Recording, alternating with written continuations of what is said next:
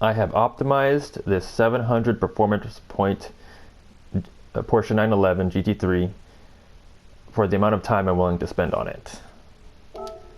And these are the settings. I have two different settings. I'm going to show them both.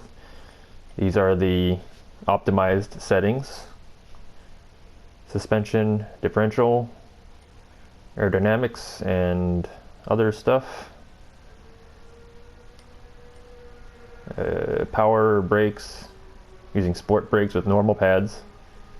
Probably could go a little bit faster if you put on racing brakes, but I'm using sport tires, so I want to use sport brakes because the racing brakes are too aggressive.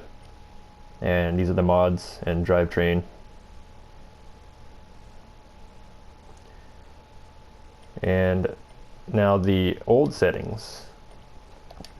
These are the old settings. If you notice to the left, the performance points is 699.95, right? And the new one is 692.54. And the blue numbers are the changed settings. Everything else over here is not changed.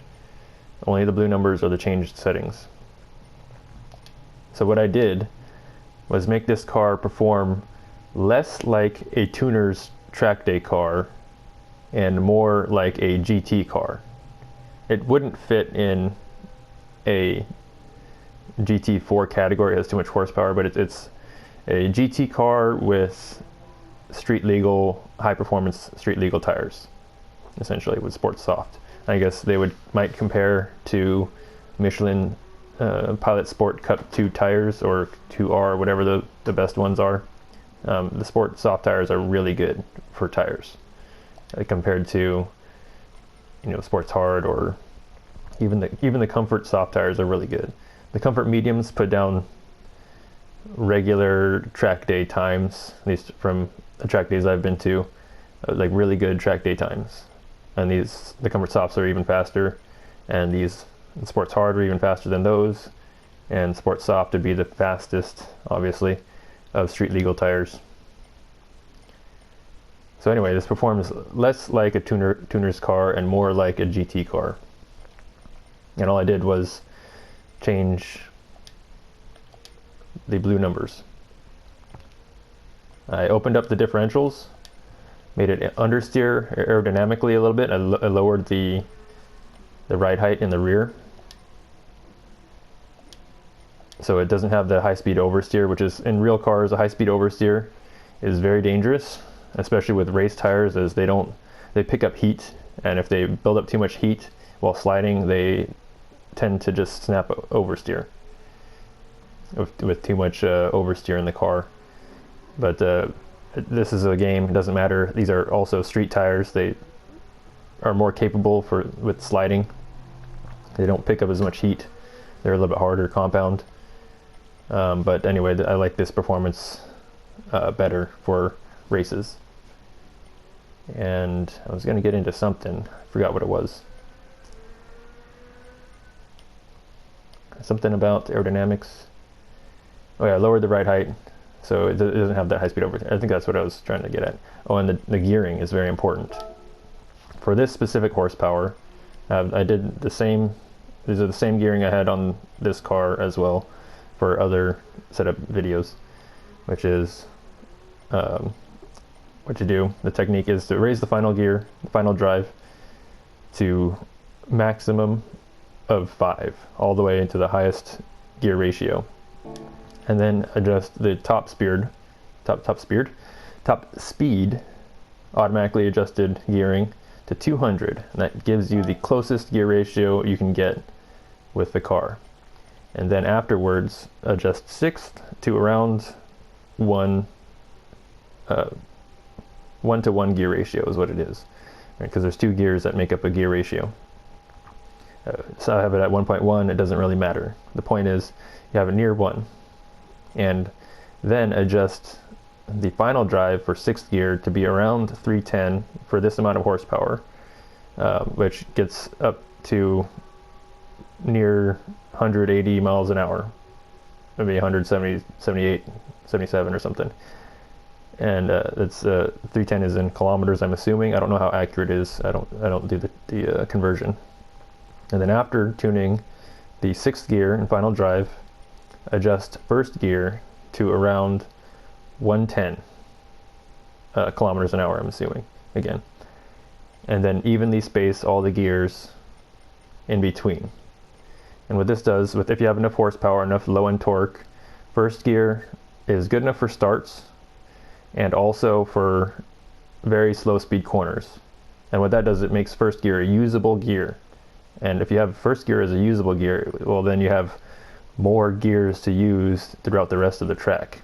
So if I were to make 2nd gear the slowest speed gear and this just a standing start gear, like 1st gear just a standing start gear, I can never use 1st gear apart from the standing start. That's it. Right, and then I'd only have 2nd through 6th to use on the racetrack. Anyway, onto the drive.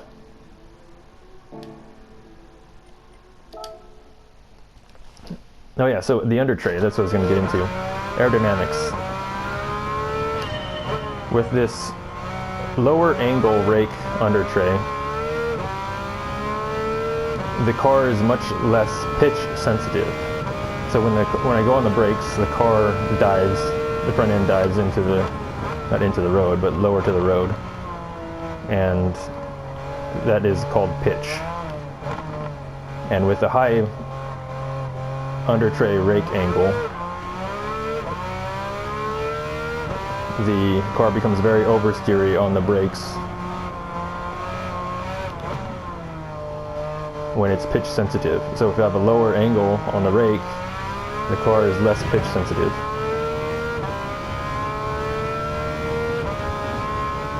And as you can see, I'm driving this without traction control. It's got 500 some odd horsepower.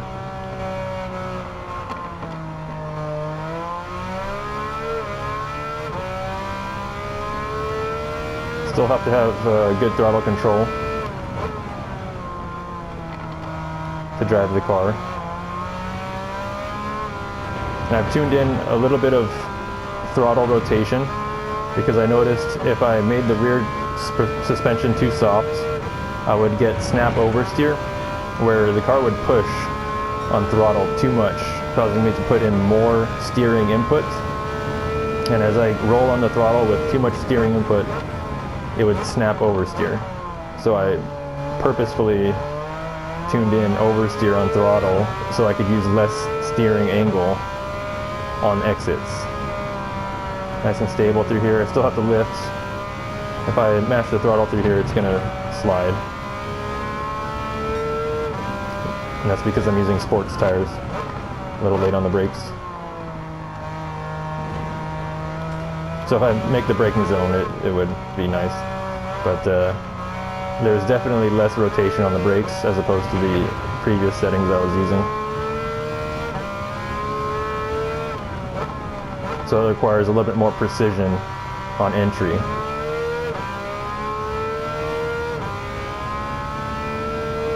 I'm going to try to put down a good lap.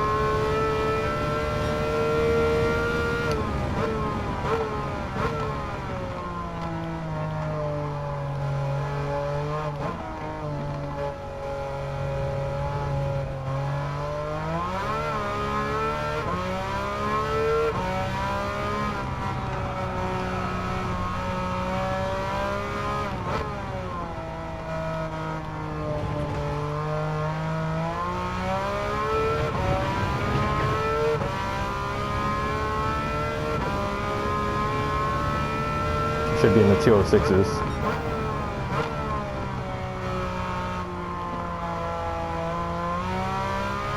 So a little patience on throttle.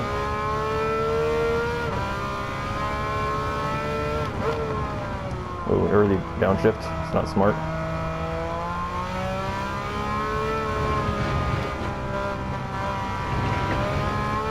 Could have gone faster there. Took a lot of curb, it didn't bounce that time.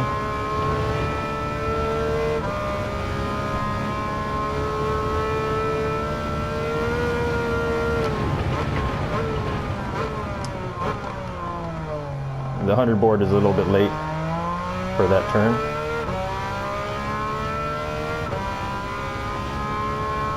lift into here at max steering angle, give it throttle, lift over this curb.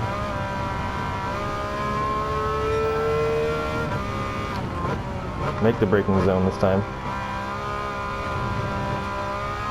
Don't shift.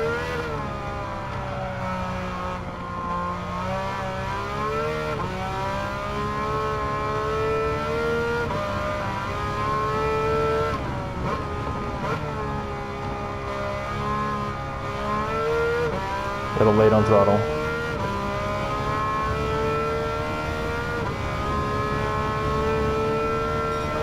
At 2065. And for time comparison,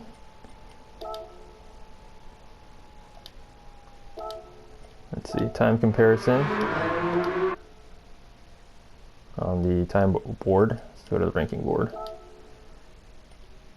I got a 205 with the Supra. Doesn't show what it is it? 700 pp. Here we go. That's 800 nothing. There we go. And why doesn't it show the Porsche? It counts as 600.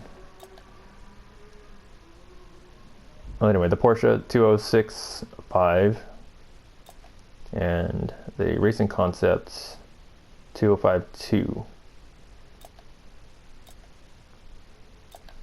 Pretty close. I mean, I could probably tune it to go a little bit faster, put in some more downforce or something, take out some of the horsepower. It doesn't need that much horsepower. And I'm just going to play the replay.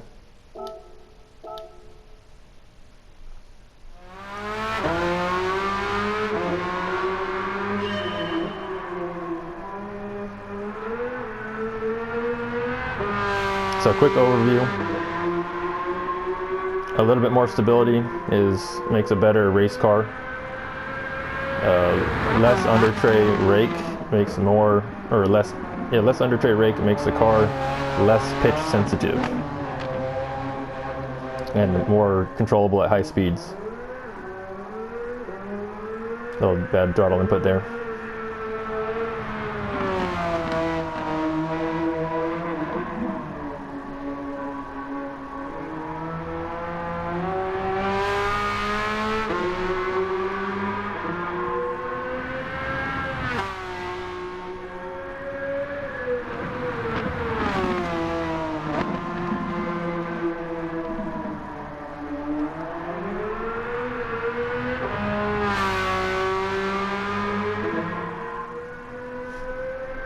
It'd be really nice if they had tunable bump stops,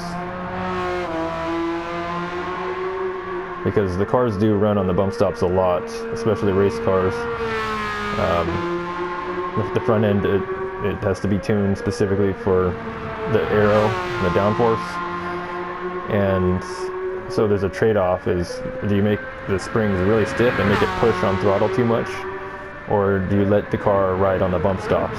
And most racing applications let the car ride on the bump stops with tunable bump stops. You have soft, medium, hard, and maybe, I don't know how many different variations of soft, medium, and hard.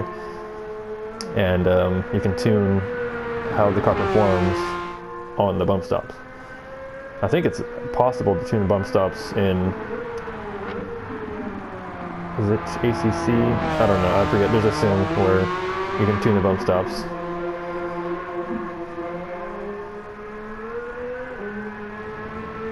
I know in ACC you can tune the bump stop height.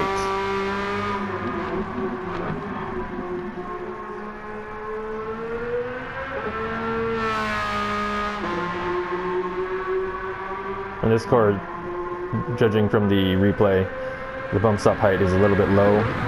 The front splitter clips into the ground on the brakes.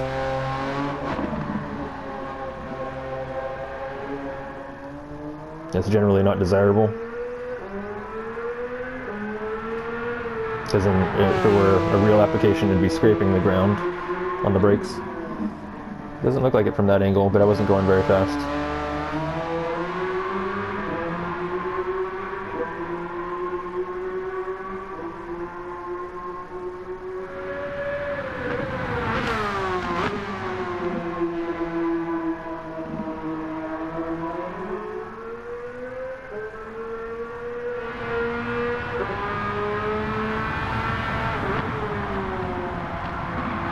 So it looked like it was clipping a little bit there.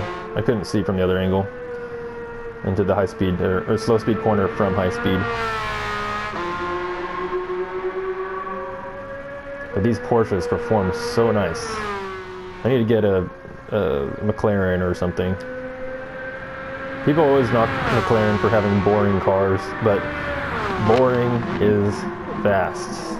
If the car is easy to drive, generally it's faster.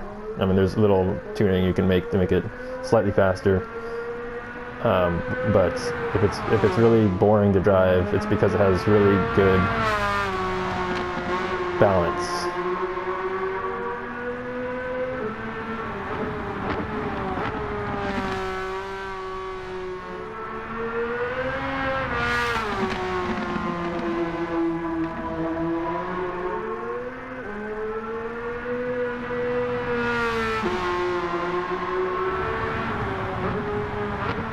So it's not clipping there, the front splitter.